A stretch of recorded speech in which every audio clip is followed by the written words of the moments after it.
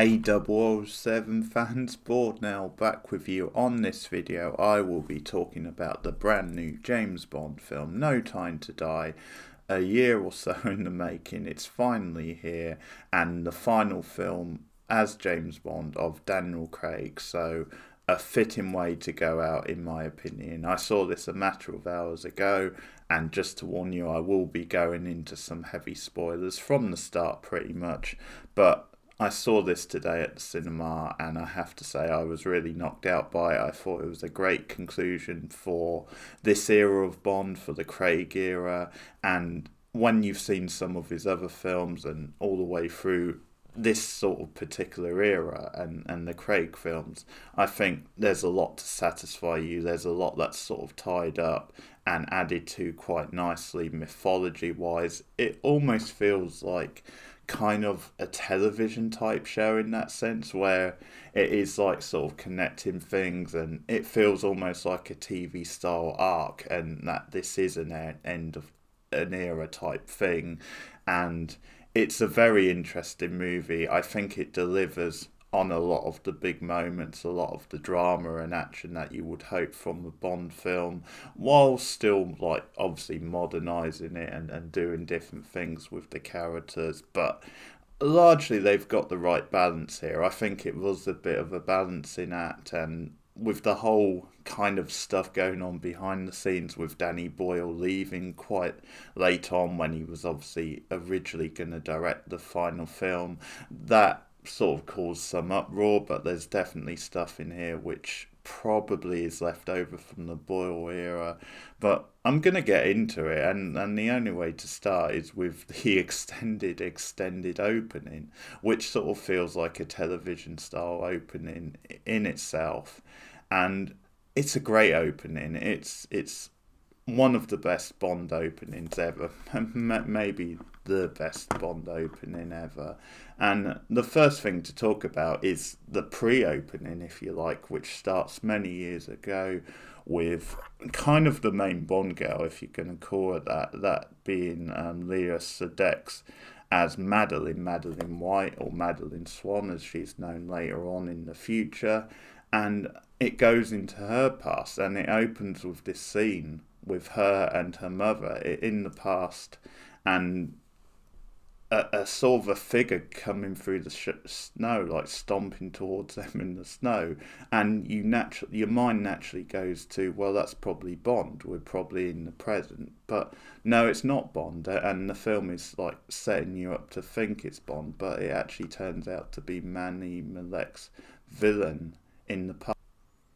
So Madeline's mother, clearly drunken out of her mind and not the best parent in the world, isn't too alarmed when the Manny Malek Saffron, his villain is called in this, enters the house and starts talking about how her husband killed his family. He's like asking, is your husband home? And she says no, and you can tell like she's totally out of it and not paying attention, because she's very like natural and casual. And so although she has told her daughter to hide, so she is aware that something is afoot, but you know, that may be a little bit clunky, but she tells her to hide anyway, and we soon find out that the daughter is in fact, it's Madeline in the past. And that was a really unique way to open. And we actually have like Bond's like future wife or love interest as like the opening character, and that it sort of shows that her story is going to be important in the film and have a big role to play in the drama later on. So it's a really great opening scene where that being Remy Malek kills her mother, but Madeline obviously has been taught some tricks of the trade and is prepared for such situations, because young Madeline fires back at him and actually appears to have killed him at first, until he then rises later on the ice. And just one thing to say about the scene as well, and some of the scenes throughout the film, is then I think visually that they're really very, very cinematic, and again you get a really good powerful sense of landscape and direction, where it just shows that this is a good film to go back into the cinema and see, because you really get a sense of those locations and the power of them, and really good direction. There's another scene set in a forest a bit later on where it feels all very murky and gothic, and again he really gets the feel of it. I think the location in shooting in this is just brilliant, and again I think that's a big Bond staple as well, locations being a big character themselves in the film. But yeah, what a thrilling opening. I just never really saw that coming, with her under the ice and him shooting away, and then it obviously cuts to several years later when she's with Bond and she emerges from the water. It's a great transition shot, actually. I really like that as a piece of cinema, and just a surprising opening. But it sort of builds, and we continue with her and Bond in well, it's actually a few years back, because then we jump 5 years forward, but we continue with them anyway, and their relationship. And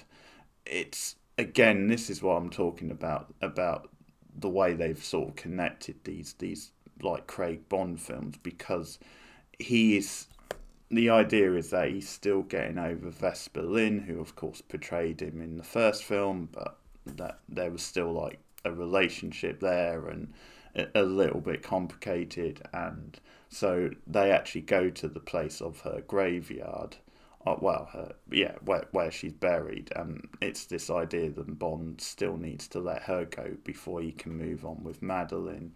And I really love the emotion of that scene as well, and just how fitting it is to reconnect with that stuff. But also Madeleine talks about her secrets, which she says, well, I'll reveal to you once you've gone to Vesper's graveyard and sort of put that to bed. And that's really nice. It's a really tender moment and a great way to open their story in the film, because Madeleine has these secrets, and that's going to become a big part of the narrative as well.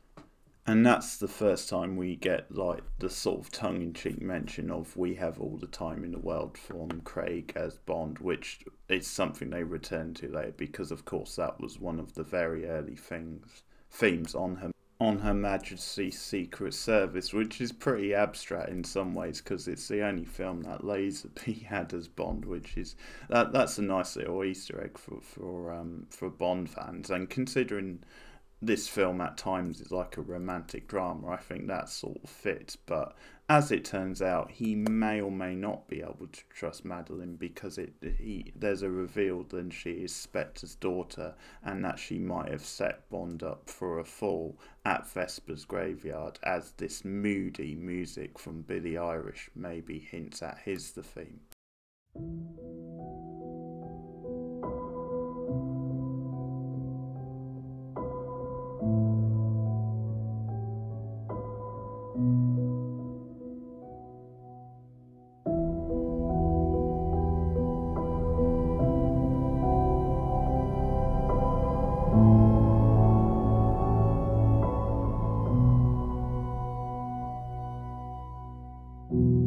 I should have known I'd leave alone.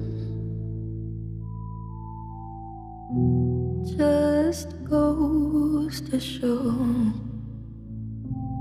that the blood you bleed is just the blood you own. We were a pair, but I saw you there.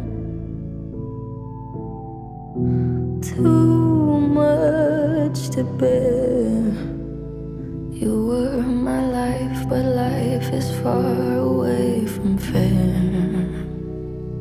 Was I stupid to love you? Was I reckless to help? Was it obvious to everybody else that I've fallen for a lie? You were never on my side. Fool me once,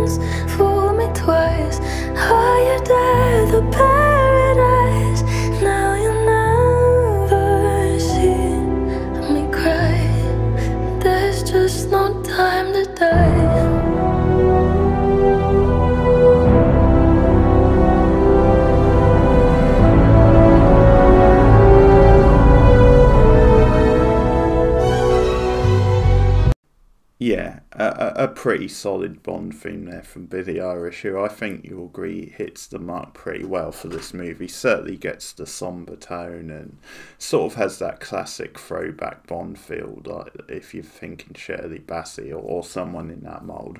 Not quite a classic, I wouldn't say an all-time great Bond theme, but I think a very solid and a move in the right direction, because a lot of the recent themes have been really bad. So she's very much in her element there with that Bond theme, and sort of suits this very modern, introspective type Bond. And I have to say, as I said, a really good opening to the film. Maybe one of the best Bond openings ever. Maybe the best. I sort of, if I have one complaint, it's maybe just the fact that it's another female potentially portraying Bond. And to be fair, in the movie, they play with that quite a lot. They really keep you guessing, because obviously once he decides that she has portrayed or him, sorry. And there's a very interesting scene where he pretty much forces her to, like, admit that she had, like, she gives this sort of nod when they're inside the car, which is a brilliant scene, because you have all these, like Spectre, like, hitmen just shooting at the windscreen, and obviously it can take all this sort of thing, but she's, like, forced into, like, giving him a nod and saying, yeah, I portrayed you, but again, that could be just because she felt her life was in danger, and that's what he wanted her to say. And you get this dramatic sort of, which you saw in the credits there, or the titles, this sort of dramatic goodbye when he just puts her on the train, and that's kind of it. But then we jump to 5 years later, we see how much that has wounded Bond, how much it's, like, traumatized him, to the extent that he has actually quit the Secret Service. He's in, like, retirement when we pick up with him, and it's only the plot involving Blofeld and Spectre and this new villain played by Rami Malek, which sort of forces his hand back into action. And we obviously pick up with Madeleine as like a psychologist in the past, as the only person who for whatever reason can get through to Blofeld and get him to talk. Now, I will say that Blofeld in this film, played by Christoph Waltz, it's the best use of Blofeld over the last two films, because in Spectre he was famously wasted. It was an anti-climactic reveal, so it's actually quite annoying that he has a really good scene in this film with Bond that we should have got in the last film. In fact, this whole arc and the end of the arc sort of feels a bit like this should have ended one film ago, but we at least get a really great scene with Christoph Waltz and Bond, with Waltz on great form in that scene. But yeah, probably just a small complaint that Lisa Sedux, who I really like as an actress, I think is saddled a bit with the, well, it's another female maybe portraying Bond type role. And again, they play around with that, and it's not, like, clear cut, but it's that kind of feel. And obviously that leads into some of, like, the modern stuff and the slightly more feminist approach, but it's something where they dance around, and there's a mixed bag of female characters. Once again, Moneypenny has a role to play, but she's a bit, pushed to the side and has her own assignments. I really enjoyed the new 007 and the twist on that. I thought she was very good.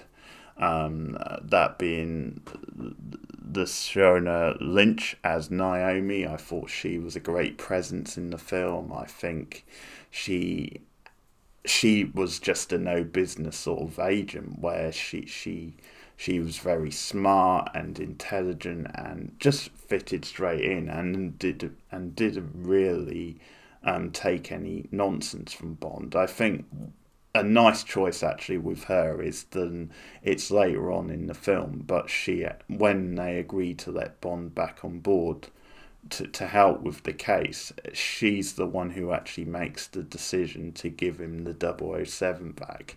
And that's a really nice scene, because she basically says, yeah, it's just a number. And I think that's almost making a commentary on the whole macho element to Bond, and this idea of Bond getting all precious over just something like a number like that. So it's almost like, yeah, I'm a woman, I don't really care about these things, it's not important, it's a mission, you can have the number if you want, if it's that important to you. So I think she's a really good presence in the film, who was really entertaining to watch and very likeable, very smart. But you do get various women in the film, and I think some of them come off a bit stronger than others. I think, there's this French character at one point who he meets in Cuba, and there's this whole ballroom scene, which I quite like as a scene, but I think her character maybe was a little bit of a stereotype, just that sort of throwback, sexy sort of ditzy sort of Bond girl. Although she was quite funny in that scene, but it did feel like a bit of a throwback, and maybe not that great. And I think that whole scene is an example of something which could have been lost from the film, because yes, this is a very long Bond film, and if I had one complaint, maybe it needs to be cut down. And I really loved the opening, I really loved the end of the film, so I think maybe there could have been some stuff lost from the middle. Also, the plot itself, once you get into it, is a bit, disposable. It's this sort of modern sort of plot to do with like a virus and a weapon essentially getting out of the wrong hands, a government funded DNA sort of sample which falls into the wrong hands, and it's not the most compelling plot, and it feels a little bit on the nose. Now, that stuff doesn't really matter once you get into the meat of a Bond film, once you get into the characters and to the chases and the action and just what it's doing and the big dramatic moments. And this is full of big dramatic moments that really deliver, really land. It's a really exciting and thrilling film. One of the reasons why Daniel Craig is one of the best Bonds of all time is because he has that physicality that Sean Connery has. He has that sort of sense of danger and that edge, and he does get back to that in this film after, I think, losing it a little in Spectre, which was a really disappointing film. But he's a great Bond, and this is a great swan song for him, and they get a good balance, really, which I think they've treaded that fine line the last few films of, on the one hand, kind of sticking to the Bond roots and having these high-tech, over-the-top sort of stunts and car chases, which are winking to the audience and saying, yeah, this is entertainment, this is what it is. And you can definitely see that in that opening sequence and its stuff later on. But there's some great stunt work in this, and it gets that sort of balance of being so ridiculous and silly over the top, but also being really exciting and thrilling as well. So I've got no complaint when it comes to stuff like that. There's some nice moments here for Bond fans, for fans of the recent films. It was actually a really touching exit, I thought, for Jeffrey Wright as Phoenix Leiter. I thought that was a very well handled moment. There was a nice little twist in that scene as well with a certain other character, which I won't spoil here. And as expected, Rami Malek was a fantastic villain. He was a sort of a cross between an old school like Blofeld or I think Goldfinger style villain, where he was very frosty and very sort of charismatic and sinister and this mega sort of maniac. But I think also on the other hand, he was very sort of slippery and ghost-like and had this sort of reptilian sort of quality to him. he was a very effective villain, and I think one of the reasons he was so effective is because he's actually hardly in the film. He sort of slips in and out of it, has a real presence, and really makes every line count. That's a sign of a great actor and a great Bond villain, is he just holds the screen whenever he's on it and commands your attention. And literally, if you just look at him as a physical character, he has this ghost-like presence to him, and it's almost like he is a ghost. And that's kind of, he's almost like a Joker type character where he slips in and out of shot. And his whole psychology in the film, I think, is really effective. He's definitely a different kind of villain, where he does see a sense of morality in what he does, and kind of compares it to what Bond is doing, but kind of portrays it as being sort of more honest with his choices than Bond. And it sort of cuts deeper as it goes on, the fact that he sort of went to Madeleine, and ultimately it's Madeleine who is like force. It's her sort of serum, which is, in the end, well, to give away the very ending, but it becomes Bond's downfall, becomes the thing that means he has to sacrifice himself at the very end of the film to save Madeleine and to save his daughter, because yes, 007 James Bond has a daughter in this film, which is revealed that years later Madeleine had a daughter, obviously with him, and they've been separated for years. And I think if you're talking about one way that they could go down the female Bond route, I think that could be a very interesting way to go, if they sort of pick up with his daughter further down the line. It's an interesting idea. I'm not sure if they would go with it or not. But the ending really landed for me. It was a very emotional ending. I think it was brilliantly sold. And because there was always these rumours and talk of, well, are they actually going to kill Bond off in this? And how are they going to work it back into it? Like, what would they do next? Because obviously you sort of think of, in some ways, they reboot every time there's a new person playing Bond. So that was a very effective, dramatic ending, and the sort of irony of Bond making that choice and that sacrifice, and the fact that it was his, wife / girlfriend or ex-wife, ex-girlfriend who actually came up with the serum, and then Bond has to make the choice not to, because the idea is that it's all through touch. So it's almost like this dramatic irony of Bond ultimately winning but also losing,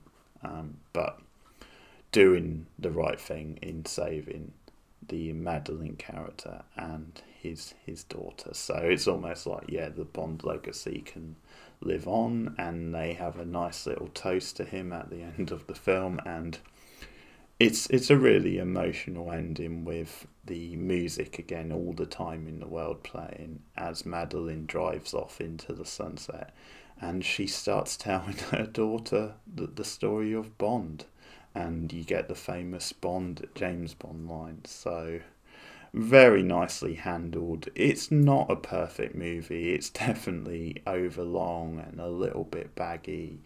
And probably as a small complaint, I think they could have pushed the feminist thing a little bit further, the female characters. But overall, I think it delivers the goods. I think it's a very strong Bond outing. I definitely will return to it. And it's a fitting way to end this era, the Daniel Craig era of Bond. So that's my review of No Time to Die. It's out now in UK cinemas. If you've seen the film already, let me know your thoughts in the comments below. Please like and subscribe. You can also share me out on social media. Ding the bell on YouTube for notifications. And please let me know where you see Bond going next. Do you have an idea who the next James Bond should be and what direction the future films should go in?